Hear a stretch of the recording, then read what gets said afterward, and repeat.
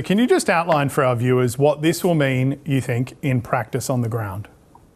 Well, if Israel follows through with this legislation, it means that 1.3 to 1.5 million people, mainly in Gaza, but also in the West Bank, will not receive food assistance at a time when the world community believes that there is mass starvation on the verge of breaking out. It means that those 400,000 people being forcibly displaced in northern Gaza to southern Gaza will not have anyone there to try and put some kind of shelter over their heads, to provide fresh water, medication, fresh clothes. It means in the longer term that 650,000 children will be deprived of an education. It means that relief and social services for women, for the disabled, for the elderly, for the poor, that will also be removed. Frankly, it means further instability in a part of the world which, frankly, has seen endemic instability in the last year. And that is why I appeal to the big powers, Australia included, to put the necessary pressure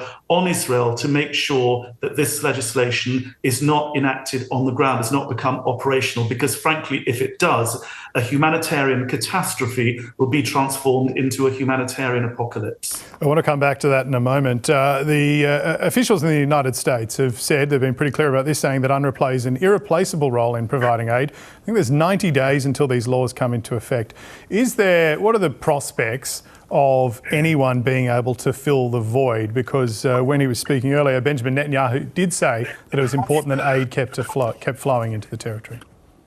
Well, first of all, we've seen Israel ignore all of the red lines which the Biden administration has laid out. They were told to abide by international humanitarian law. What we've seen a year later is nearly 43,000 people killed, including 17,000 women and children. They were told not to go into the city of Rafah in the south, and yet they went in. Time and time again, these red lines have been ignored by the Israelis. And let us hope that the relevant powers can put the right sort of pressures, because Palestinian civil society organizations, as we speak, are very active in New York, waging a campaign to have Israel thrown out effectively of the General Assembly, just as apartheid South Africa was thrown out. And the reason for that is that this is, they say, a violation of the UN Charter. It's a violation of the 1948 Convention on the Privileges and Immunities of the United Nations, under which Israel is obliged to allow UNRWA to have bank accounts, to lease property, and so on and so forth.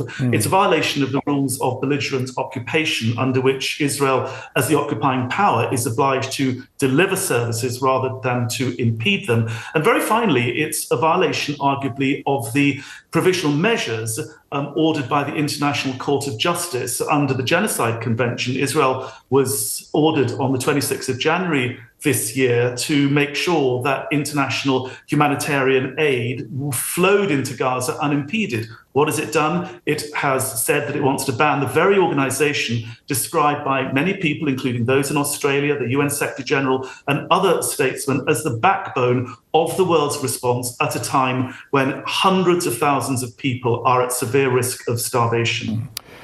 Chris, Israel has, this is a long-running issue. Israel has long accused UNRWA of maintaining close ties with Hamas. Benjamin Netanyahu earlier said that he claimed that workers should be accountable for what he called terrorist activities. You mentioned Australia before and international pressure. What would you actually like governments like Australia's to do in response to this? Well, before we get to that, can I say that the external report by the former French Foreign Minister, Catherine Colonna, found absolutely no evidence to support Israel's allegations, and the internal report by the Office of Internal Oversight Services, so-called OIOS, in the United Nations also found that there was no evidence whatsoever. So Israel continues to make these allegations, but both the internal and external reports have found that there's no evidence for this whatsoever. On what we would like to see, the International Court of Justice recently ruled that the occupation was illegal because it prevented the Palestinians from implementing their right to self-determination. And the court also said that any support for illegality, any complicity in illegality, would be a violation of the opinion of the International Court of Justice.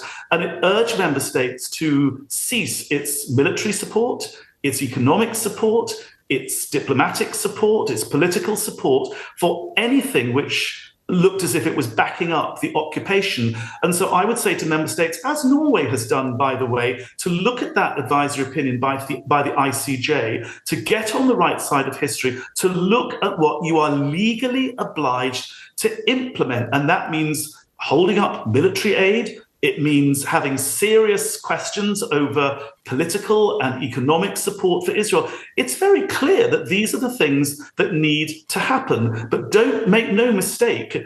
If we're going to see the continued illegality, which includes now this assault on the international rule of law in the form of this attack on UNRWA, I think we are going to see very serious moves to have Israel expelled from the United Nations, just as apartheid South Africa was expelled about 50 years ago.